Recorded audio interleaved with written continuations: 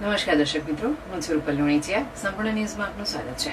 પાલનપુર તાલુકા પોલીસે ખેમણા ટોલ નાકા નજીક વાહન ચેકિંગ દરમિયાન સીએનજી ઓટો રિક્ષામાંથી 4.600 કિલોગ્રામ ગાંજાનો જથ્થો ઝડપી પાડી કુલ રૂપિયા 4.42 લાખનો મુદ્દામાલ કબજે કર્યો છે. આ મામલે 3 આરોપીઓની ધરપકડ કરવામાં આવી છે, જ્યારે 2 ફરાર આરોપીઓને ઝડપી પાડવા તપાસ હાથ ધરવામાં આવી છે.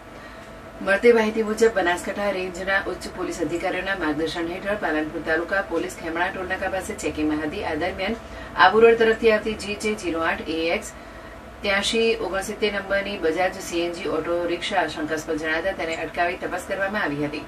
તપાસ દરમિયાન રિક્ષામાંથી અંદાજે રૂપિયા 2.30 લાખની કિંમતનો 4.600 કિલોગ્રામ ગાંજો મળી આવ્યો હતો. પોલીસે ગાંજાના જથ્થા ઉપરાંત ઓટો રિક્ષા અને અન્ય સામાન સહિત કુલ રૂપિયા 4.42 લાખનો મુદ્દામાલ જપ્ત કર્યો હતો.